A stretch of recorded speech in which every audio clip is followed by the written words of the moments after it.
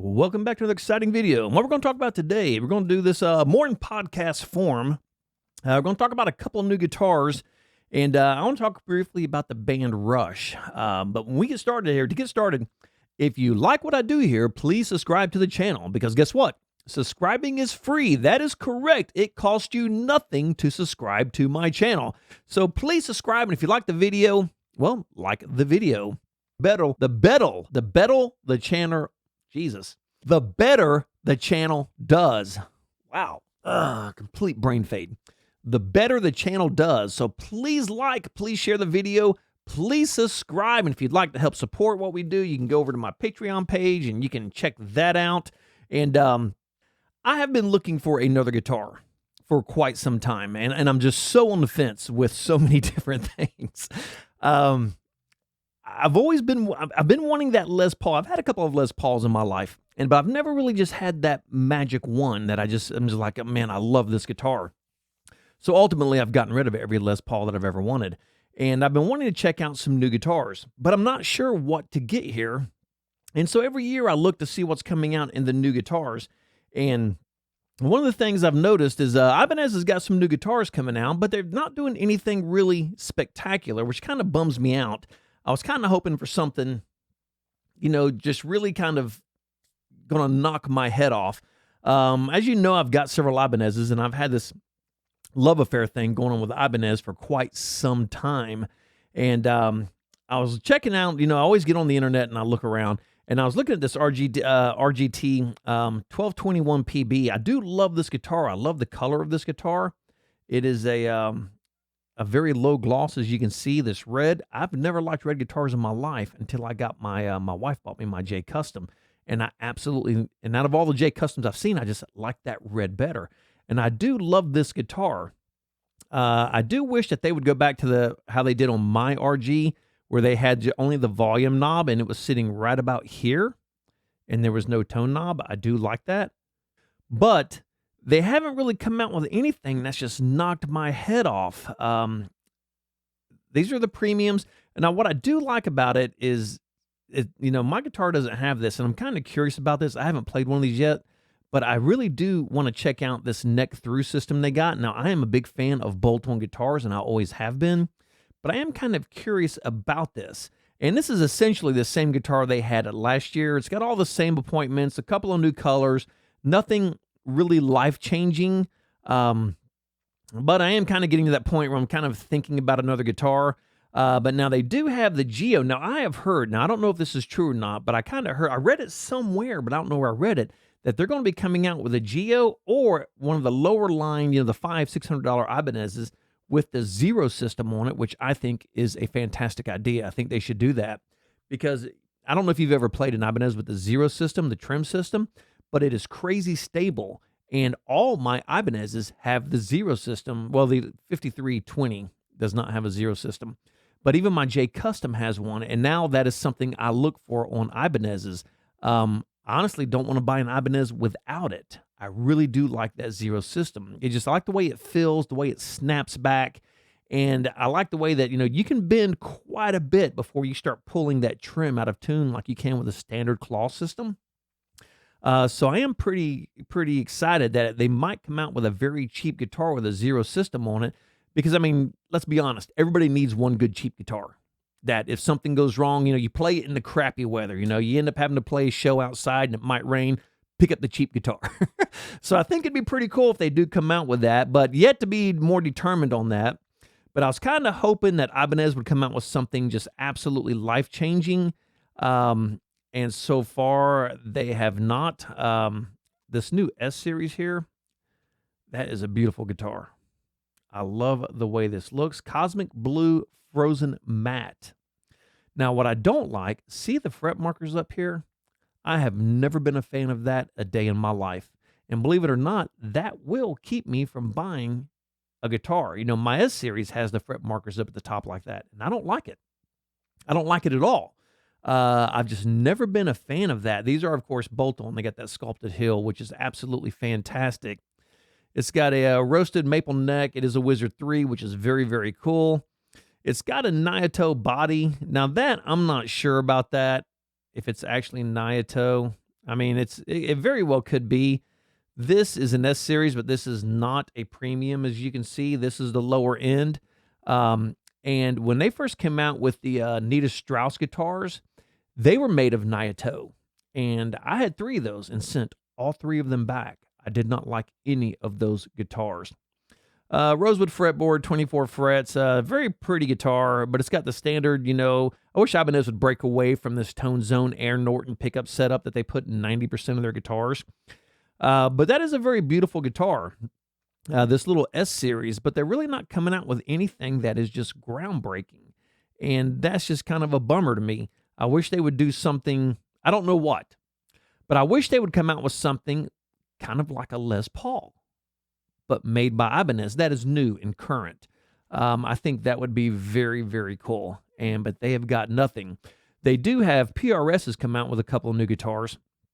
And these are the SC models, and these are actually pretty cool. I wouldn't mind checking one of these out, actually. They do have this CE right here. This is a 24 fret.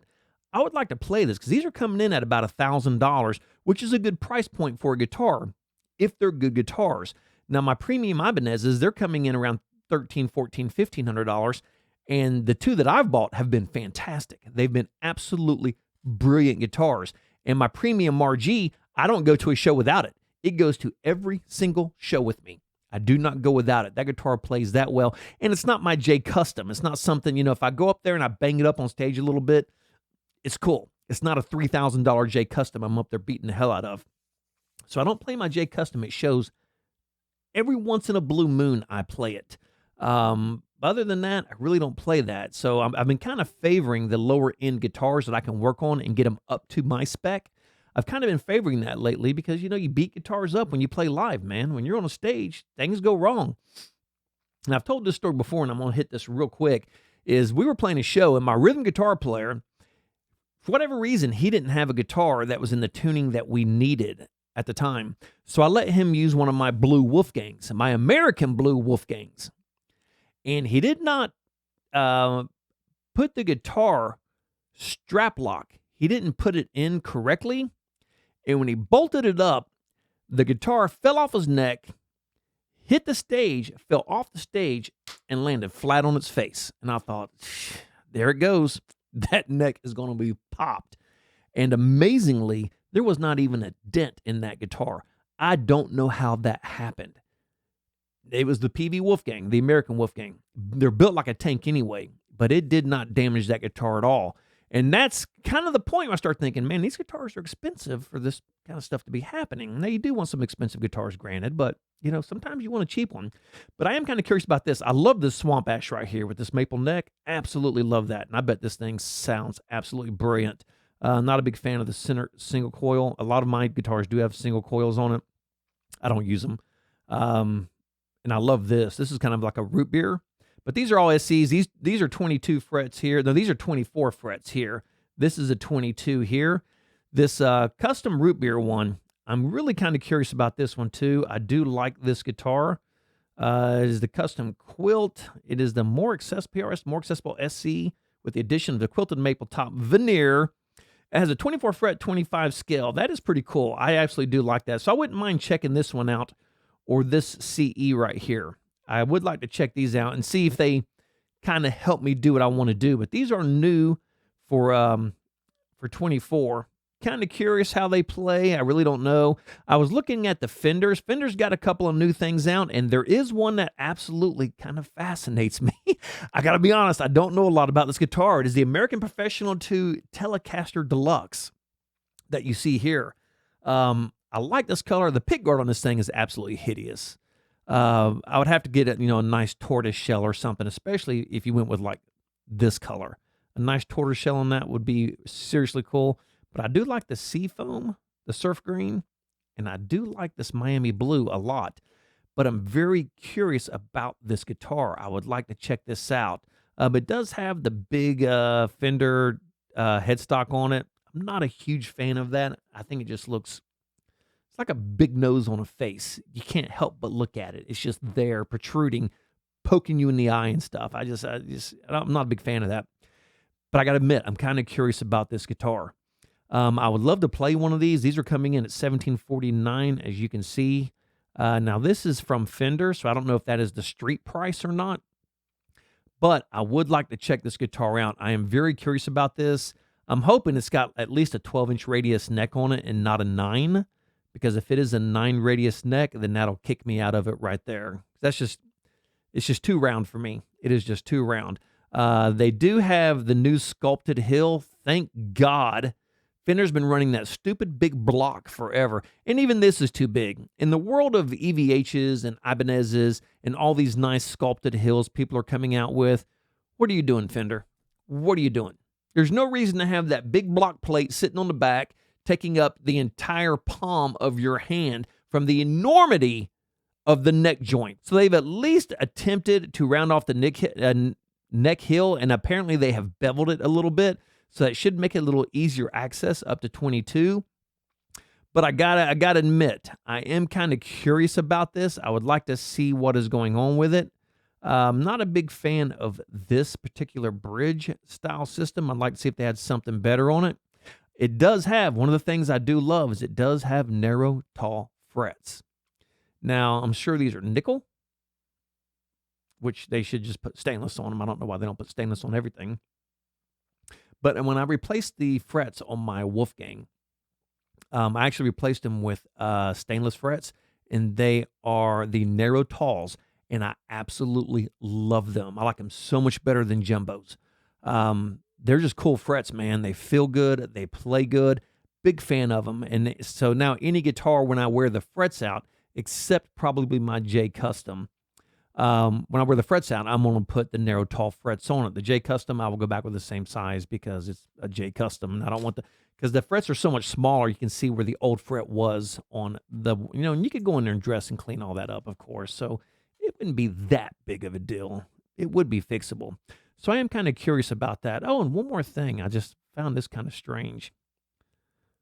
On this Ibanez, like I said, I heard that the Geo or lowering guitar is going to have the Edge Zero system on it, which I think is pretty cool. But apparently, they are saying this is Purple Heart. The fretboard.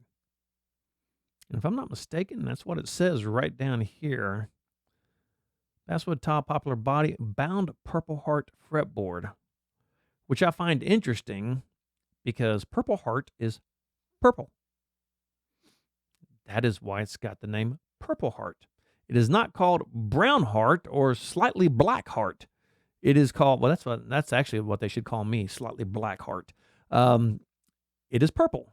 And I know this because my wife and I were down at the wood mill, and my daughter needed me to build her a table, and I tried to get her to buy, they had this beautiful slab of Purple Heart down there for $1,000, and I tried to get her to buy that slab of Purple Heart, and she said, well, Dad, the purple doesn't go with what I got, and I said, well, I understand that.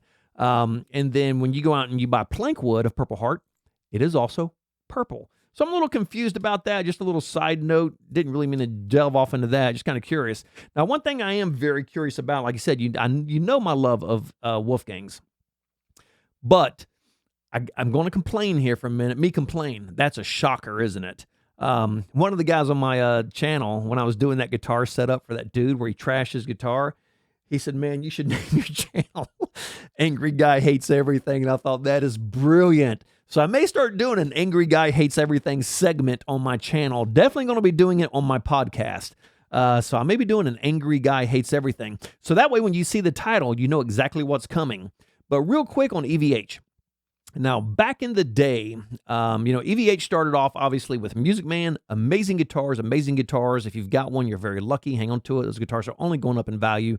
They're fantastic guitars. Then he went over to Peavey and also made amazing guitars. That was my era of the Wolfgangs, and that's what I play now. And I love them. I absolutely love them. Then, of course, he had the big falling out with Hartley Peavey. He went over to Fender, and, now they do the EVH guitar. He has his own brand, even though it is a subsidiary of Fender Guitars. But when they first came out, they were making the specials, and the specials were made in Japan. And they were amazing guitars. They were literally buying an American at less than half the price. And they were selling the hell out of them. Back then, I think they were $1,000, $1,200. and they were selling the hell out of them. And now I don't know this to be true, but I heard that the reason they pulled it from Japan and sent them over to Mexico is because they were such good guitars. And it was literally buying a USA. It had the stainless frets, the pickups, the pots, everything. Is they weren't selling many of the Americans, because why buy an American when you can buy the Japanese version? And we all know the Japanese make damn fine guitars. I love my Japanese guitars. And I used to have this thing to where if it wasn't American made, not buying it. Not buying it. I'm done. It ain't worth having. And then I started buying Japanese guitars, and boy, did that change my mind. Those damn Japanese make a very fine guitar. And so they made those, so they pulled them away and they sent them down to Mexico at the same price point that the Japanese guitars were. And we were getting a very subpar guitar to its Japanese counterparts. And I know this because I had two of them. I had two of the specials. And because they actually made them in some colors I liked. And one of them was the striped one they did of the EVH guitar. And it was a beautiful paint job. And the guitar was gorgeous, but the guitar was crap. It was very shoddy. The tremolo and the neck were not lined up.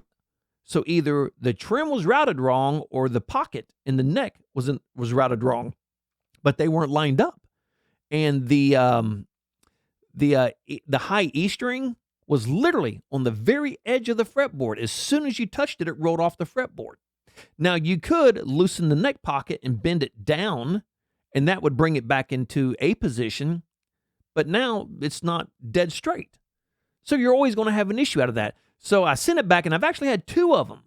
And I sent both of them back because I just didn't like the guitars. I didn't think they were worth the $1,000 I paid for them. So what they've done is they've come out with the MIJ. They've returned to where they once cameth from. And I think they missed the boat. Now, I guarantee you this is a fantastic guitar. I bet you it is every bit as good as the American at half the price. But there's two problems I got with this guitar. Now, this is the one I would want that you see here, this white one. But this is the problem I got with the guitar. First off, with these stupid eye hooks. I do not like these. Here we go. Angry guy hates everything. Well, angry guy hates eye hooks on guitars.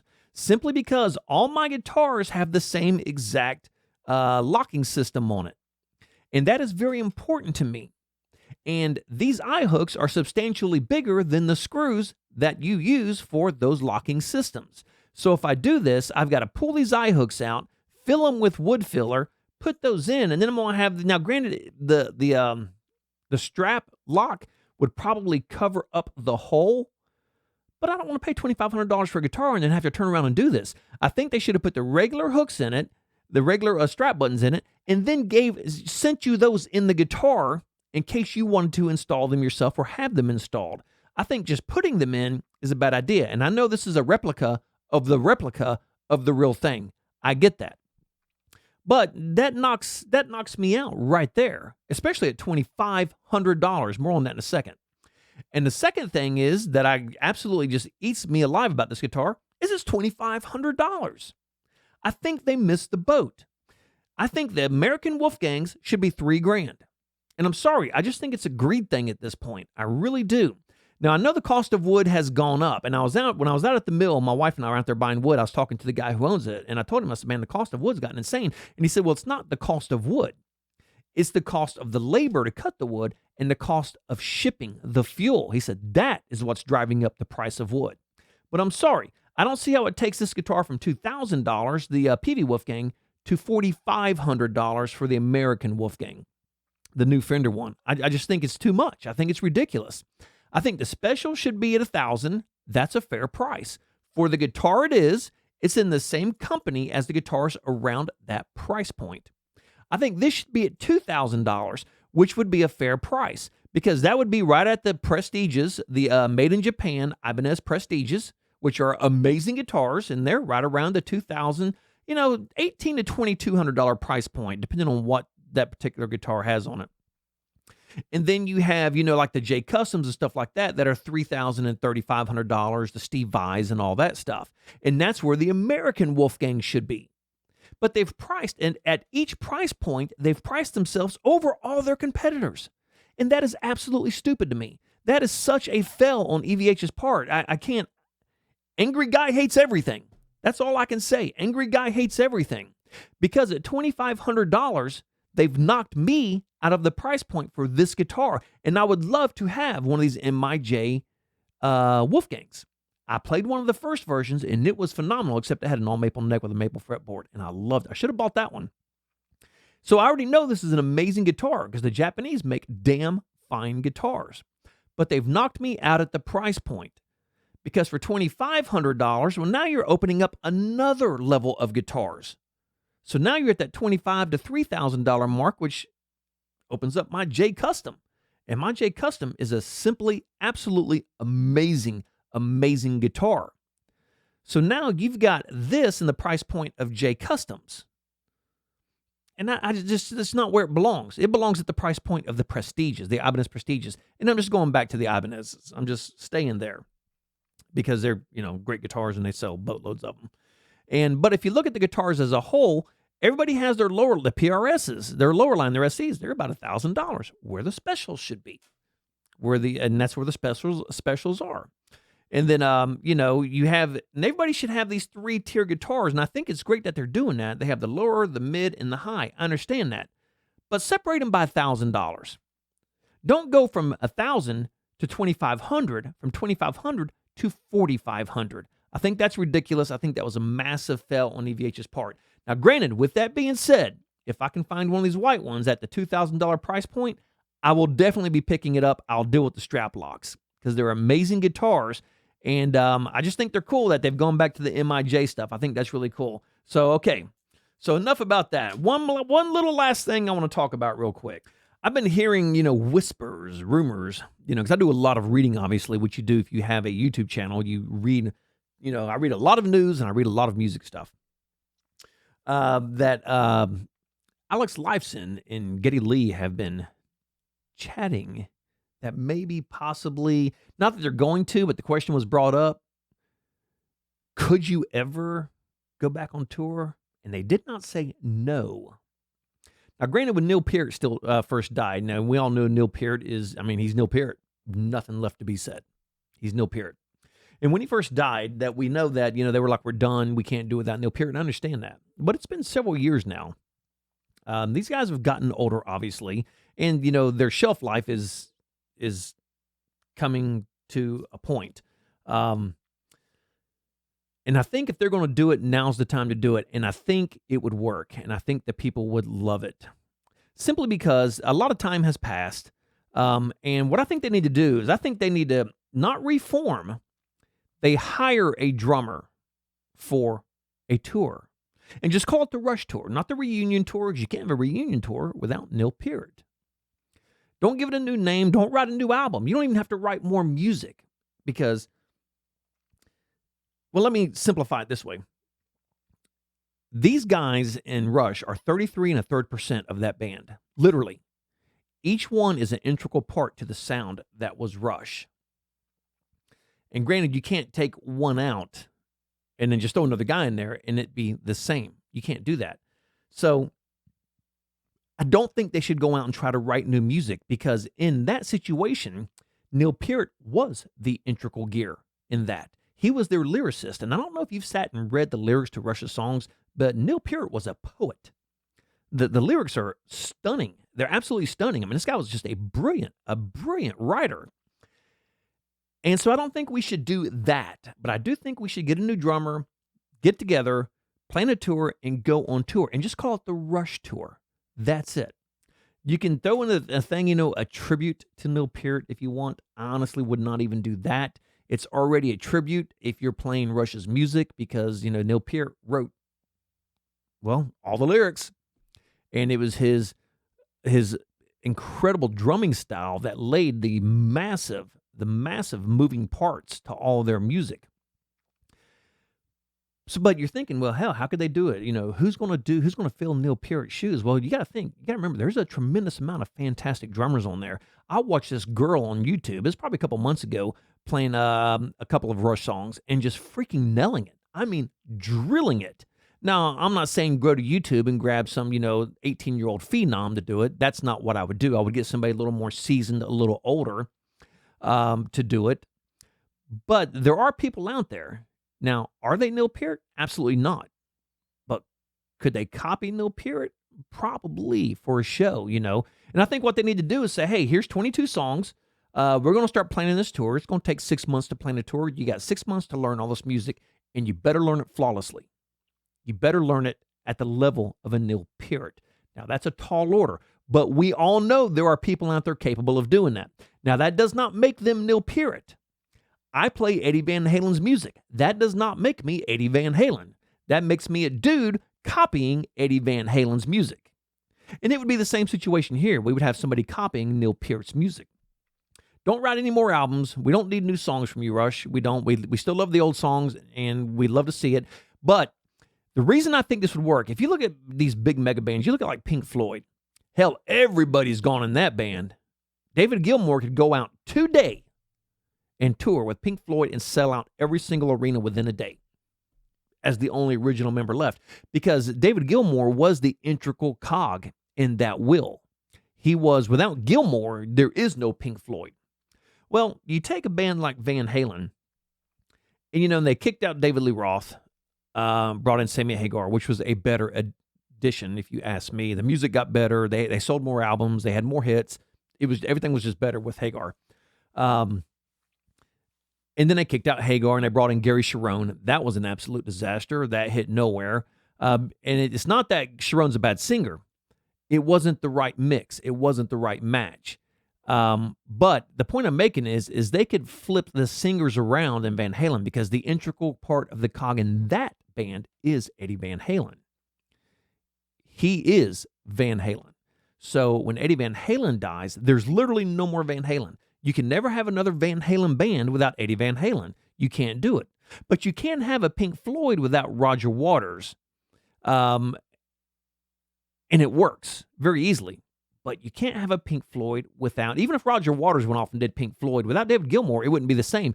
You would have people copying what he plays, but they don't have the tone of the voice that is so inherent and iconic on the Pink Floyd music. Because Gilmour's got that smooth, velvety tone. You listen to his music, the guy's got a very smooth voice, and it's very distinctive. So you can't have it without Gilmour.